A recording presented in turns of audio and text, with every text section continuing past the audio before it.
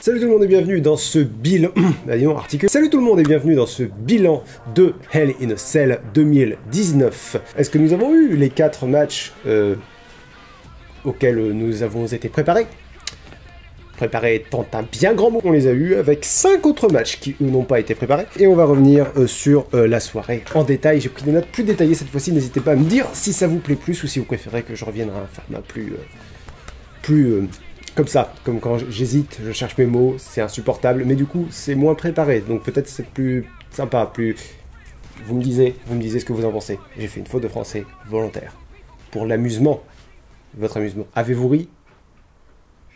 Tant pis. Alors d'abord dans le kick-off, Alexa Bliss et Nikki Cross sont interviewées parce qu'apparemment elles ont un match contre les Kabuki Warriors. Ça fait toujours mal de voir Asuka dans cette position.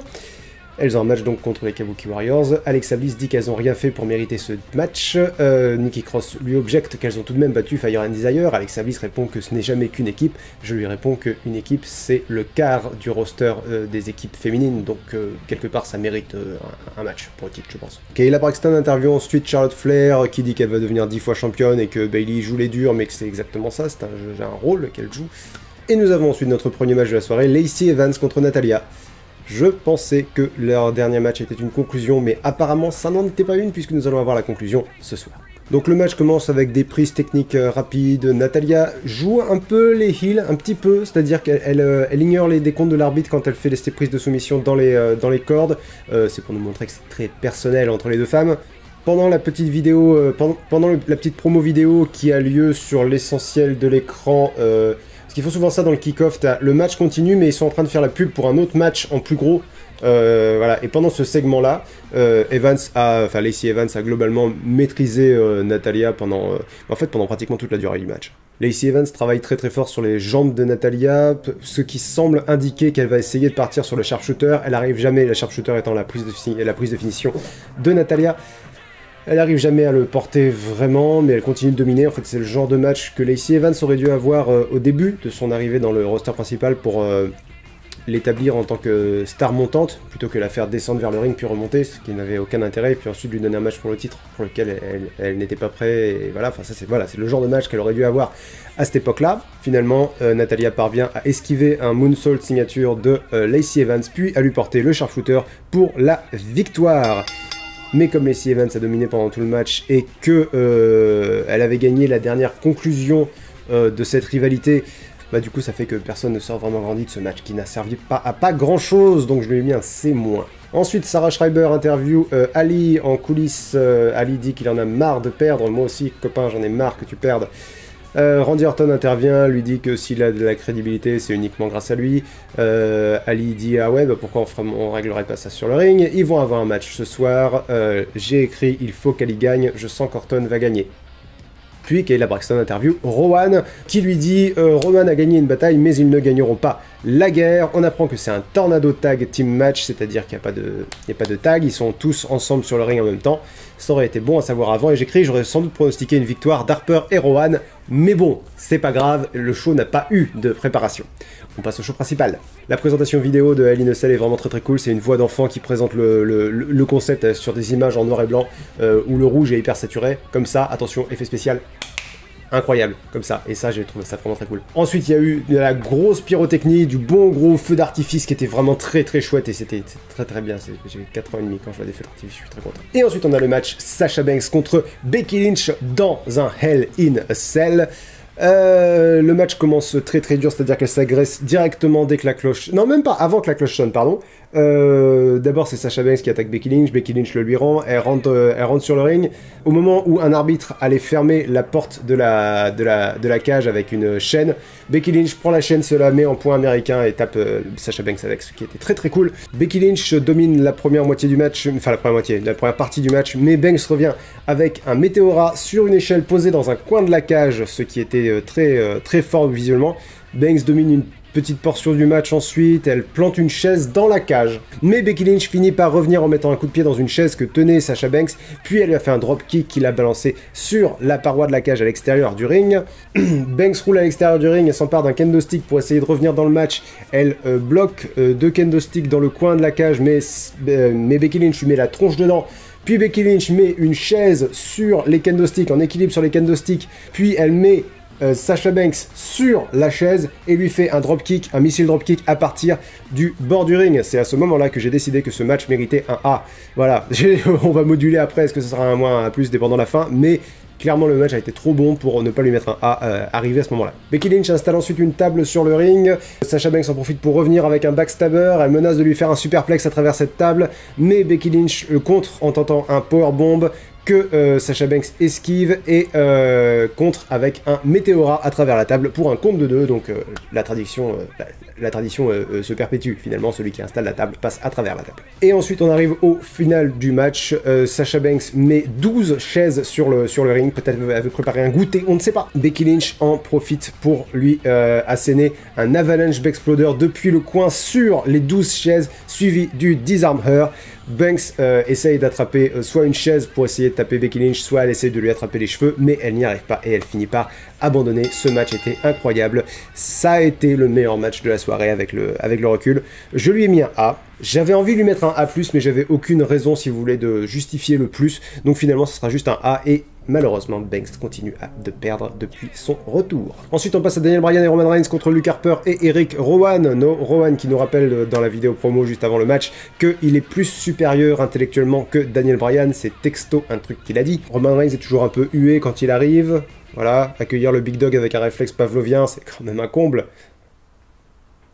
Abonnez-vous. Les deux gros hommes, c'est-à-dire Harper et Rowan, dominent très vite le match, c'est-à-dire qu'ils les éliminent, à chaque fois ils éliminent un par un les menaces et s'en prennent à l'autre. Pour l'essentiel du match, ça a été un peu lent et un peu chiant. C'est-à-dire qu'ils étaient très méthodiques, très lents en fait. C'est surtout lent. À un moment donné, Bryan revient un peu dans le match, il enchaîne ses classiques sur Luke Harper, les yes kicks, les drop kicks dans le genou, mais finit par se faire attraper par Rowan. Reigns élimine ensuite Rowan, puis Harper fait un suicide dive sur Roman Reigns, mais il retombe pas super bien, j'ai eu l'impression qu'il retombait sur son œil, c'était un peu flippant. Harper et Rowan préparent ensuite l'étape des commentateurs en débarrassant ce qu'il y a dessus. Rowan découvre un crayon, il est un peu fasciné, mais il finit par le casser en deux, ne comprenant pas et frustré par son incompréhension de à quoi peut donc servir un crayon, il le casse en deux. Harper et Rowan menacent de faire leur prise de finition sur Daniel Bryan, mais il contre en faisant un Hurricane Rana sur Luke Harper, et Roman Reigns qui avait été éliminé Rowan avait arraché un bout de la barricade et puis il avait mis un coup de barricade sur Roman Reigns par-dessus la barricade, mais de l'autre côté, parce qu'il avait déjà arraché celle qui était du côté dont il partait. C'est compliqué à expliquer. Non, en fait, c'est pas compliqué à expliquer, c'est juste que j'explique mal. Bref, Roman Reigns qui était KO à l'extérieur revient et fait un spear sur Rowan à travers la table, ce qui élimine définitivement Rowan. Daniel Bryan fait sa série de dropkicks sur Luke Harper. Luke Harper parvient à revenir avec un énorme avalanche sit-out powerbomb qui ne suffit qu'à faire un compte de 2. Ensuite, Harper continue l'offensive avec deux half and half suplex, mais Bryan esquive un troisième half and half suplex. Luke Harper se prend un Superman Punch suivi d'un running knee, suivi d'un spear pour la victoire, et Reigns et Bryan gagnent parce que, bien sûr, qu'ils gagnent. Donc j'ai noté, il y a eu quelques spots sympas, le match était relativement bien, et Daniel Bryan est un excellent babyface, il fonctionne beaucoup mieux en face qu'en heel, alors qu'il fonctionne très bien en heel, mais ça c'est Daniel Bryan, il est incroyable. Et du coup, la lenteur de Rowan et Harper, ça a vraiment handicapé ce qui aurait pu être un excellent match, mais ça reste un match bien. C'est juste qu'il aurait été meilleur s'il avait été plus court ou plus rapide.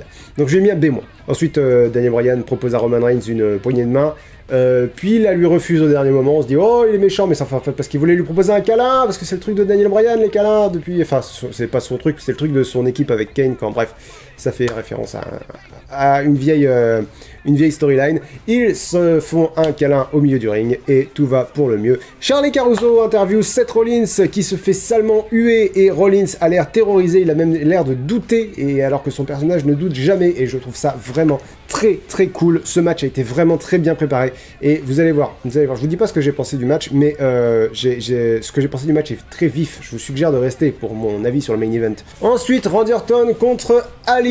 Donc Randy Orton maîtrise le match au début, il est toujours très lent.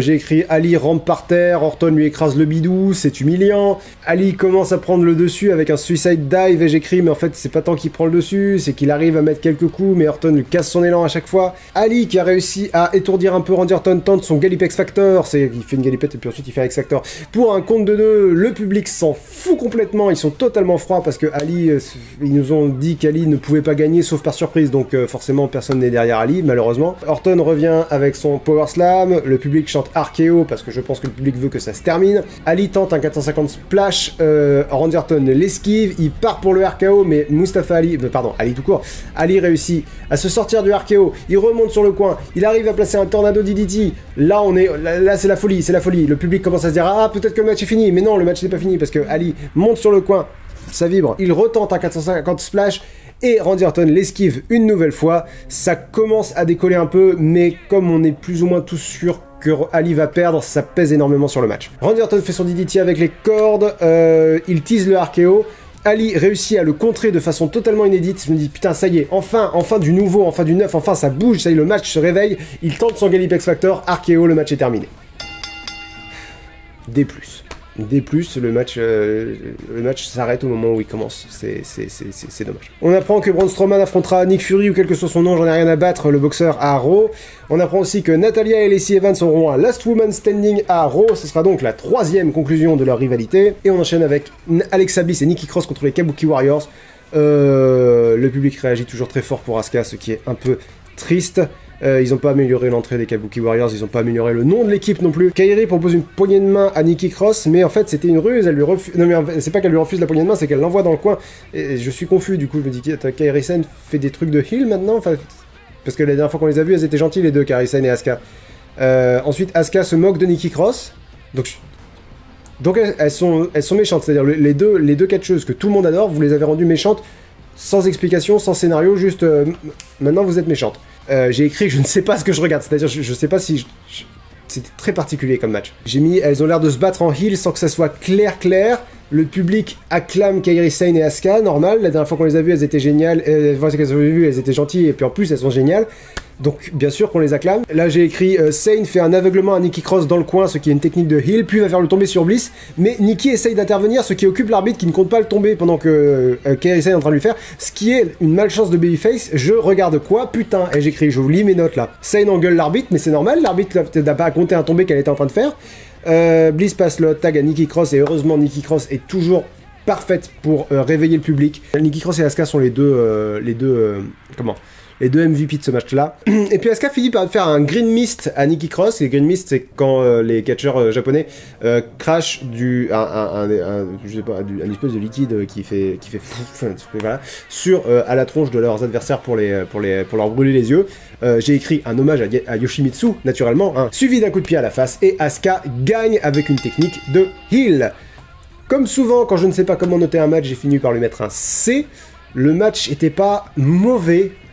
Si on parle de stricte qualité, je suis juste que Asuka, Asuka et Nikki Cross ont été géniales, mais alors depuis quand Asuka et Kairi Sane sont heel? Pourquoi elles sont heel alors que le public les adore? J'étais surtout confus. Là aussi arrive, parce qu'ils ont un match, apparemment, contre les Viking Raiders, voilà, avec quelqu'un qui est une surprise, le match n'a jamais été annoncé, mais alors ils font vraiment mais qui sera avec les Viking Raiders? C'est Braun Strowman. Youpi. On va donner l'OC, donc le deuxième truc le plus chaud à la WWE en ce moment après The Fiend, on va le donner à bouffer à Braun Strowman. Bien, génial. J'ai noté les Raiders dominent un temps, Ivar est toujours incroyable, il passe le tag à Eric, AJ Styles intervient, et on se demande bien ce qui va se passer pendant les 5 prochaines minutes. Donc évidemment, les méchants travaillent sur Eric, pendant que Eric c'est le nom d'un viking. Pour moi, Eric, c'est le nom d'un comptable. Il passe le hot tag à Braun Strowman qui écrase AJ Styles, qui fait des shoulder tackles autour du ring sur les 3 membres de l'OC. À un moment donné, il charge AJ Styles dans le coin, Styles esquive et Strowman charge dans le poteau. C'est son seul point faible. Strowman a chargé un poteau et maintenant il va être à terre. Et le seul point faible de Strowman, c'est quand il charge son adversaire, que l'adversaire esquive et qu'il se prend un truc derrière. Globalement, Braun Strowman, c'est le Rhino dans les premiers jeux Spider-Man. Styles tente le Calf Crusher, on n'y croit pas une seconde. Les Raiders interviennent, tout le monde fait ses greatest hits, reste Strowman et AJ Styles. Strowman allait gagner, mais le club intervient causant la disqualification. Après la disqualification, les Viking Raiders s'en prennent à Gallows et Anderson, et Braun Strowman met KO AJ Styles avec un coup de poing pour mettre en avant le match de merde là, parce qu'il va affronter Nick Fury à Raw, que tout le monde aille se faire foutre. Ai-je noté dans mes notes? Noté dans mes notes, c'est pas mal. J'ai écrit, si tu veux faire cette mise en avant à la con de Strowman, tu le fais gagner le match avec un coup de poing. J'ai mis combien à ce match-là? J'ai mis C-. Les Street Profits nous rappellent ce qu'on est en train de regarder. Pendant ce temps-là, Tamina devient la nouvelle championne 24/7 et elle met un coup de poing à Tyler Breeze. Pourquoi pas? King Corbin vient ensuite parce que, naturellement, il a, n'est-ce pas, un match contre Chad Gable. J'ai écrit, il semblerait que ce soit le PPV où on répète les conclusions. Corbin prend un micro, il fait des blagues sur le fait que Chad Gable soit petit, il renomme Chad Gable Shorty Gable. Gable domine le début du match, mais Corbin finit par revenir grâce à... oui, c'est ça, Corbin finit par envoyer Gable dans le poteau, ce qui lui permet de revenir. Ils ont un espèce de simulacre des excellents matchs qu'ils ont eu avant. Gable revient en contrant un powerbomb avec un Hurricane Rana. Gable se déchaîne sur Corbin.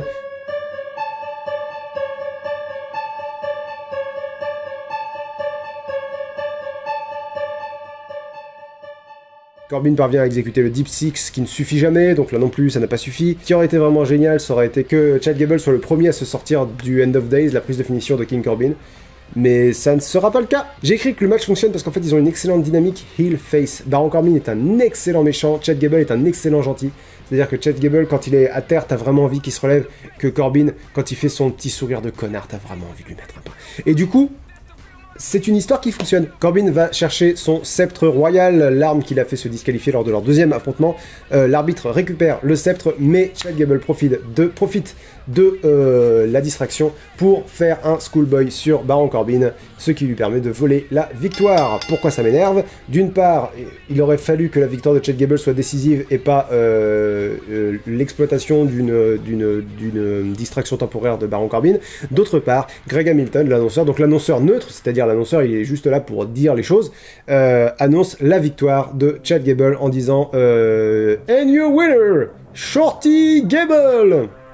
C'est-à-dire que Shorty Gable, c'est devenu son nom officiel. Génial! Et c'est une réflexion que je me faisais, c'est incroyable que Chad Gable est sorti plus grand en perdant le premier match qu'il a eu contre Corbin qu'en gagnant ce troisième match. Il a gagné, mais en exploitant une faiblesse accidentelle de Baron Corbin. Il se fait renommer Shorty Gable. Et en plus, après ça, il y a eu une interview qu'Ella Braxton a interviewé, et il était tout content de se faire appeler Shorty Gable parce qu'il avait gagné, donc c'est pas grave. Et ensuite, il s'est fait agresser par Baron Corbin, autrement dit, Chad Gable n'a absolument rien gagné de cette victoire. Maintenant, le match était bien, il était juste nettement pas à la hauteur des deux matchs qu'ils ont eu jusque-là, donc B- pour ce match-là. On passe à Charlotte Flair contre Bayley. J'ai écrit, enfin on a un des matchs qui a été annoncé après 4 matchs sans préparation. On nous rappelle que Charlotte Flair a déjà battu Bayley cette semaine, donc merci beaucoup pour ça. Avant le match, il y a Tamina qui est poursuivie par R-Truth, elle se protège avec Funaki, le commentateur japonais qui était un catcheur de la WWE, et qui a catché aussi et surtout ailleurs. Carmella finit par faire un super kick à Tamina et demande à R-Truth de faire le tomber. Pourquoi elle ne fait pas elle-même le tomber? Je ne sais pas, tu ne sais pas, personne ne sait, c'est débile, on s'en fout. Le public est nettement plus pour Bayley que pour Charlotte parce que ça se passe dans l'état d'origine de Bayley, donc c'est assez normal. Charlotte domine complètement la première partie du match parce que Charlotte est présentée comme de toute façon supérieure à Bayley. Si Bayley s'en sort, ce sera pas grâce à son talent de catcheuse, pas grâce à sa combativité, ça sera par chance. Bayley est très bonne à faire la peste, c'est-à-dire qu'elle est heal maintenant et elle a pas changé beaucoup son personnage, c'est juste qu'elle continue de sourire, elle continue d'être... à un moment donné, elle a essayé de faire un figure 4 leg lock, donc la prise de finition de Charlotte Flair sur Charlotte Flair après avoir fait un wouh, la moquerie caractéristique de Charlotte Flair. Et du coup, c'est très provocateur et ça lui va très bien. Elle est insupportable. J'aime beaucoup Bayley en heal. Je pensais vraiment que ça marcherait pas et j'avais tort. Charlotte tente son moonsault, j'écris, Bayley relève les genoux, c'est pas très propre comme spot et ça empêche pas Charlotte de continuer à dominer malgré tout après. Charlotte tente un figure 4, Bayley contre avec un petit paquet, le public commence à être un petit peu en feu en se disant peut-être que Bayley va enfin gagner de façon relativement propre. Bayley tente ensuite un autre petit paquet en cédant des cordes, mais l'arbitre voit la supercherie. Charlotte en profite pour placer un big boot, puis un figure 8 pour la victoire. Rien n'est bon, rien n'est juste, rien n'est joli. J'ai écrit, Bayley n'est même pas parvenu à gagner en trichant, c'est vous dire s'ils ont l'intention de mettre en avant Bayley ou Sasha Banks. Le match n'a jamais vraiment décollé. Bayley était plus intéressante que Charlotte Flair, cependant, en tant que personnage, si vous voulez. À la fin du match, elle s'énerve, puis s'effondre en pleurs. Le public la soutient, elle leur dit de fermer leur gueule. Elle repousse l'arbitre qui vient la relever. Et c'est très curieux parce qu'ils insistent vraiment là-dessus, et du coup on se sent mal pour Bayley, mais je ne comprends pas pourquoi on devrait se sentir mal pour la méchante de l'histoire. C'est bizarre. Bref, je lui ai mis un C-. Le match n'avait rien de particulier, le résultat était prévisible, et la dynamique des personnages était confuse. Et on passe ensuite au main event, Seth Rollins contre The Fiend. Le seul match de cette carte qui a une incroyable hype, et surtout qui a été préparé depuis très longtemps. Pendant le récap vidéo, il y a un truc qui m'est venu à l'esprit. J'aime beaucoup le personnage de Bray Wyatt parce qu'en fait il a trois épaisseurs, j'allais dire. Voilà, c'est un très bon PQ. Il a trois couches, si vous voulez. Il a trois niveaux de compréhension. Il y a le personnage qui présente Firefly Funhouse, donc qui est très joyeux, qui est très guiré. Évidemment, il y a le Fiend en dessous, qui est brutal, qui est un monstre. Mais encore en dessous, il y a Bray Wyatt. Tu sais, il y a l'homme. Et ça se voit quand il dit des choses genre ça fait si longtemps que j'attends ce moment. Ou là, c'est pas le film parce qu'il est pas en personnage, et c'est pas non plus le personnage de Firefly Funhouse parce que il est très sombre. Bref, il y a toujours Bray Wyatt, celui qui tient les ficelles, c'est celui qui tient toutes les ficelles. Le patriarche de la Wyatt Family, quoi. Bref, j'adore le nouveau personnage de Bray Wyatt. C'est un des rares bons personnages de la WWE, parce que même ceux qui sont... le dernier exemple de bon personnage de la WWE, c'était Daniel Bryan qui se retourne contre le public parce que le public est une girouette, quoi. Le public il change d'alignement en fonction des changements d'alignement des personnages, mais comme les personnages changent tout le temps d'alignement, le public aussi, et du coup le personnage Daniel Bryan s'est dit, et vous savez quoi, ça me saoule d'essayer de vous plaire alors que vous changez d'avis tout le temps, quoi. Et ça avait du sens, et c'était construit, c'était bien pensé. Et ben voilà, Bray Wyatt fait partie de ce genre de personnage qui est vraiment très bon, indépendamment du fait que c'est un personnage de catch. Bref, Seth Rollins fait son entrée, elle est très très cool. J'aime beaucoup le feu dans l'entrée de Seth Rollins, ça fait, parce que vu qu'ils ont repris les effets pyrotechniques, c'est vraiment trop cool, et ça rajoute vraiment quelque chose à l'entrée de Seth Rollins. Ça me manquait beaucoup la pyrotechnie dans les entrées. L'entrée de Bray Wyatt est un moment spécial, vraiment, c'est vraiment génial. Jusqu'à ce que ces connards de commentateurs commencent à parler pendant l'entrée de Bray Wyatt, tu fais pas ça! Quand le match commence, ni Bray Wyatt ni Seth Rollins s'attaquent. Bray Wyatt regarde Seth Rollins comme... Ils sont vraiment en mode prédateur et proie. Et je trouvais ça brillant. La lumière reste rouge. La lumière ne s'allume jamais. De tout le match. Ça a mis une ambiance très lourde, très pesante sur tout le match. Finalement, le Fiend commence à attaquer Seth Rollins. Rollins sort du ring, va chercher un kendo stick, il est terrorisé, ça marche vachement bien. Il lui met un coup de kendo stick, le Fiend no sell, on appelle ça comme ça. No sell, c'est quand tu fais comme si le coup ne t'avait rien fait. C'est un truc qu'il faut utiliser avec parcimonie dans le catch, parce que, étant donné que tout est faux, si tu fais comme si les coups ne te faisaient rien, ça peut finir par évoquer au public le fait que ça ne te fait vraiment rien. Là, ça marchait très bien parce que le Fiend est un personnage surnaturel. Le Fiend joue avec le public, il fait un coucou au public comme ça. À un moment donné, il y a le caméraman qui était sur son chemin, il se met à engueuler le caméraman, mais du coup, et je sais pas si c'était voulu, le caméraman a eu un petit mouvement de recul. C'était très, très efficace. Rollins essaye de revenir un peu en essayant un suicide dive sur Wyatt à l'extérieur du ring, donc contre la cage, mais Bray Wyatt l'intercepte et lui met un Sister Abigail dans la cage. Donc l'ancienne prise de finition de Bray Wyatt avant qu'il ne devienne le Fiend, et qui est toujours une prise... c'est pas une prise de transition, c'est une prise signature, c'est-à-dire c'est pas tout à fait finition, mais c'est pas loin. Rollins se laisse pas faire au début du match. Il tente un enziguri, puis un super kick, il met Wyatt sur une table, il fait un frog splash à travers la table, mais, et ça je trouve ça vraiment génial, le Fiend se relève avant Rollins. Il se relève pas directement, mais il se relève avant Rollins. Et c'est là que le match passe un niveau. Déjà, si vous voulez, bon, déjà on était dans la catégorie A, pour moi c'était évident. La lumière rouge, l'entrée du Fiend, tout était génial. Ensuite, Seth Rollins fait un stomp sur, donc la prise de finition de Seth Rollins, il fait un stomp sur le Fiend, il se relève directement. C'est pire que du no-sell là, c'est l'anéantissement de l'espoir. C'est genre Seth Rollins a utilisé son arme, voilà, sa dernière arme, et son arme ultime n'a rien fait. C'est comme s'il n'avait rien fait. Voilà, c'est le genre de truc qui protège le film. Certes, ça... Mais en fait, non, j'allais dire ça détériore le stomp, mais ça détériore pas le stomp parce qu'il y a qu'une seule personne qui a réagi comme ça, c'est le Fiend, parce qu'il est autre chose. Le Fiend tente un deuxième Sister Abigail, mais Seth Rollins s'en sort. Ensuite, Bray Wyatt craque la nuque de Seth Rollins comme il avait fait avec Finn Balor. Rollins est donc mort maintenant, hein, voilà. L'arbitre veut s'assurer que Seth Rollins est bien mort, mais le Fiend lui fait peur, il dit « Ah, il est à moi !» C'est génial, j'en peux plus là. Le Fiend part ensuite chercher le maillet du Firefly Funhouse, maillet avec lequel Bray Wyatt, dans l'émission Firefly Funhouse, avait écrasé Rambling Rabbit. Il écrase Seth Rollins avec le maillet, mais Seth Rollins parvient à l'éloigner avec des super kicks, puis lui fait ensuite le stomp sur le maillet. Donc, super prise de finition, si vous voulez. Ensuite, Rollins fait 2 slingshot jumping knee, puis 2 super kicks, puis encore un stomp. Rollins va dans le coin, il refait un 4ème stomp, le public le public dit non mais arrête, parce que le public est à fond derrière Bray Wyatt. Ensuite il lui fait un 5ème stomp, et Wyatt est toujours vivant. Wyatt se relève après un 5ème stomp, le truc qui n'arrive jamais. Rollins fait ensuite un pédigré, puis encore un stomp. Là, j'ai peur que le match soit fini. J'ai peur que ça soit vous savez, voilà, parce que un pédigré puis un stomp, c'est comme ça qu'il avait fini Braun Strowman dans le dernier PPV. Braun Strowman était déjà présenté comme un monstre. La WWE aurait pu se dire, voilà, on va refaire exactement la même formule qu'avec Braun Strowman. Bray Wyatt s'en sort au compte de 1. Je trépigne. Et là, je me dis, mais du coup, qu'est-ce que Seth Rollins peut faire? Qu'est-ce que Seth Rollins va faire? Et j'ai noté super kick, puis encore un stomp, et encore un stomp pour ceux qui gardent le compte. Là, on est à 8. Rollins est devenu Brock Lesnar, et j'écris, en fait, c'est la ceinture universelle qui est maudite. C'est une fois que tu as la ceinture universelle, tu ne peux plus faire que ta prise de finition à répétition. T'es prisonnier d'une seule prise. C'est pour ça, c'était pas la faute de Brock Lesnar, c'était la ceinture. Encore un stomp, putain de merde, et j'écris. Encore un. Rollins est énervé, et encore un stomp. Rollins se fait la gueule, il se dit, mais qu'est-ce que je peux faire pour l'arrêter?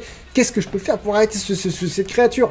Rollins va chercher une chaise pendant que le Fiend est à terre, et Seth Rollins fait un truc que plus personne ne fait parce que c'est interdit, je sais pas si c'est interdit ou si c'est fortement déconseillé, ou s'ils ont un problème s'ils le font. Un coup de chaise dans la tête. Avec tous les problèmes de commotion cérébrale qu'ils ont eu à la WWE, les coups de chaise à la tête sont interdits maintenant. Surtout qu'à une époque, ils se faisaient vraiment plaisir avec ça. Mais là, voilà, Seth Rollins trouve un moyen de lui mettre un coup de chaise sur la tête de façon à ce que Bray Wyatt soit relativement protégé, c'est-à-dire que Bray Wyatt est allongé par terre, Seth Rollins se met dessus, et il lui met un coup comme ça, paf. Donc il est tout à fait possible qu'il ait, à mon avis, il a tapé le ring et pas la tête de Bray Wyatt. Il fait le tomber, Bray Wyatt s'en sort à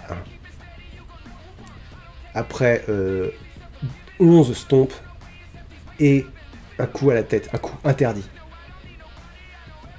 Et là, franchement, j'ai commencé à être un petit peu tiède parce que je me suis dit, attends, mais si Bray Wyatt s'en sort avec ça, et si tu fous la ceinture universelle dessus, plus personne décroche la ceinture universelle. Ou alors ça décrédibilise tout, si vous voulez. Il y a un... Bray Wyatt est dans un autre monde, quoi. Pour moi, ça commençait à devenir un petit peu trop à ce moment-là. Mais j'étais tellement à fond que j'envisageais pas ça, si vous voulez. J'envisageais pas Bray Wyatt va gagner, il va devenir champion et personne pourra le détrôner. Je me disais, ok, il protège le Fiend, il le protège à balle, ça peut pas finir de façon clean, ça peut pas être Bray Wyatt bat Seth Rollins ou Seth Rollins bat Bray Wyatt, il va falloir une fin spéciale. On a eu une fin spéciale. Ensuite, Seth Rollins sort du ring, il va chercher une échelle sous le ring, il sait plus quoi faire, il craque, il met la chaise sur la tête de Bray Wyatt et il met un coup d'échelle sur la chaise sur la tête de Bray Wyatt. Wyatt s'en sort au compte de 2. Et tu dis, oui, mais t'as mis 11 stomps et un pédigré, tu ne peux plus rien faire. Voilà. Rollins jette ensuite 5 kendo sticks sur le ring.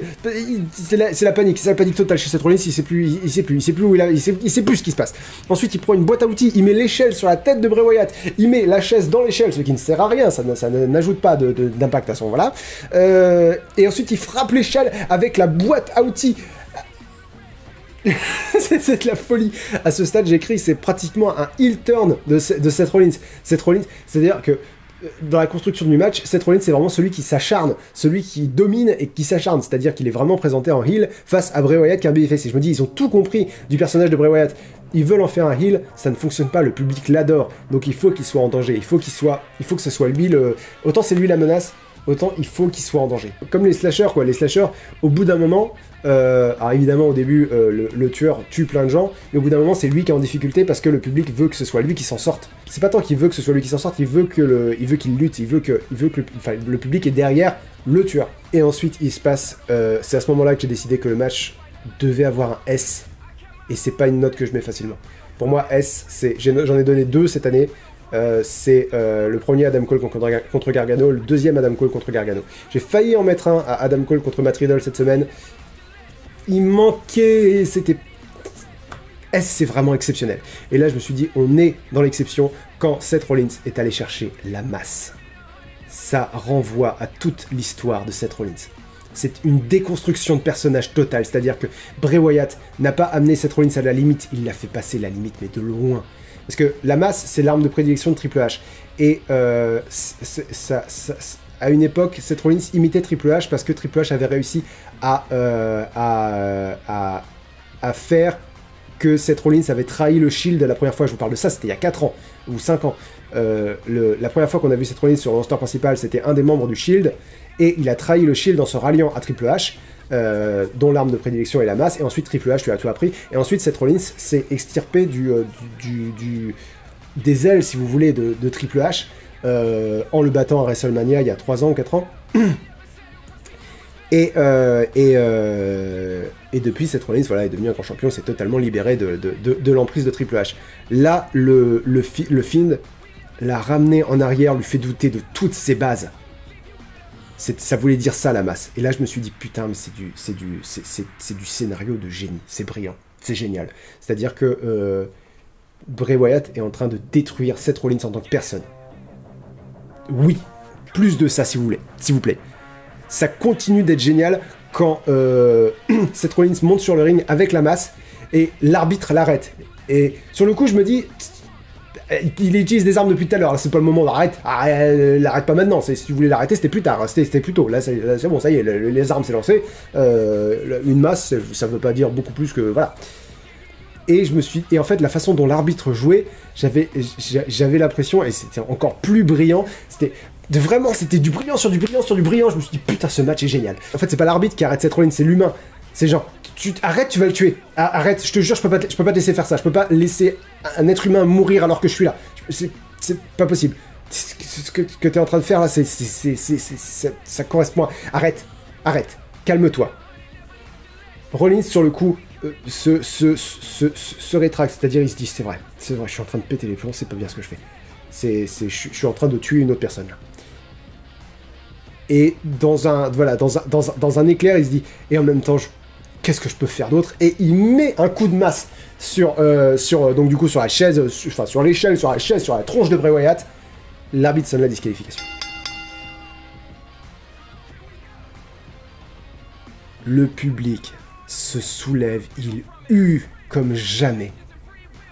Quelle déception! Tu peux pas changer les règles du jeu en plein milieu du jeu.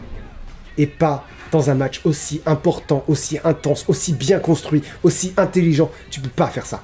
C'est vraiment retirer au dernier moment la conclusion de ce qui aurait dû être brillant. Le public chante AEW, évidemment, la fédération concurrente de la WWE, et j'ai écrit que je peux pas leur en vouloir. D'habitude, je trouve ça un peu nul de chanter pour la promotion concurrente pendant le match. Mais là, c'est tellement décevant, quoi. Du personnel arrive avec une civière, au moment où ils vont mettre Bray Wyatt sur la civière, Bray Wyatt s'en sort et met un mandible claw sur Seth Rollins. Mais à ce stade-là, c'est fini. À ce stade-là, c'est fini. Tout le monde est déçu, quoi. Tout le monde se dit, vous avez tout gâché. Tout le match, toute la construction, tout ce que vous avez fait de bien, ça a été annulé par cette décision débile de faire une disqualification à la fin. Le public chante Restart the match. Ils ont réussi à se synchroniser sur un chant aussi compliqué que Restart the match. Ils chantaient Restart the match, Restart the match. Ils ont réussi à se synchroniser là-dessus tellement ils voulaient faire quelque chose, que ça se termine pas par une disqualification. Ensuite, bon bref, Bray Wyatt a continué de faire des trucs, il a fait un Sister Abigail à l'extérieur du... Mais en fait, on s'en fout. Et j'ai écrit, le match était parti pour avoir un S, je me retrouve à lui mettre un E+.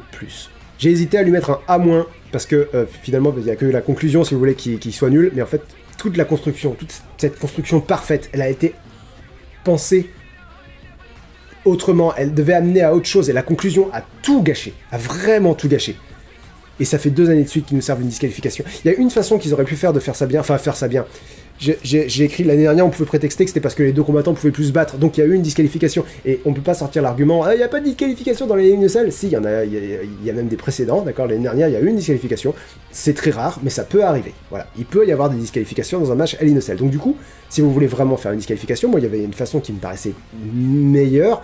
C'est Seth Rollins prend une pince coupante sous le ring, il enlève la chaîne de la cage, et il se barre parce qu'il est terrorisé et il ne sait plus quoi faire. Voilà, Seth Rollins abandonne. Sauf que comme il n'y a pas de... Sauf que comme c'est pas un abandon... voilà, comme il peut pas perdre par abandon, le match est arrêté par disqualification. Et Bray Wyatt, qui en a bouffé plein la gueule au milieu du ring, il se relève, le Fiend est protégé, Seth Rollins, ça continue son évolution de personnage qui est brisé, qui est cassé en deux, mais voilà, c'est pas ce qu'ils ont fait. Et j'ai mis la raison pour laquelle je mets un plus à E+, c'est que le personnage de Seth Rollins a évolué, ça c'est une bonne chose, et la deuxième raison c'est qu'après tout ce qu'il a bouffé, on pouvait plus battre Bray Wyatt, donc on pouvait pas lui mettre la ceinture dessus non plus. Donc ouais, voilà.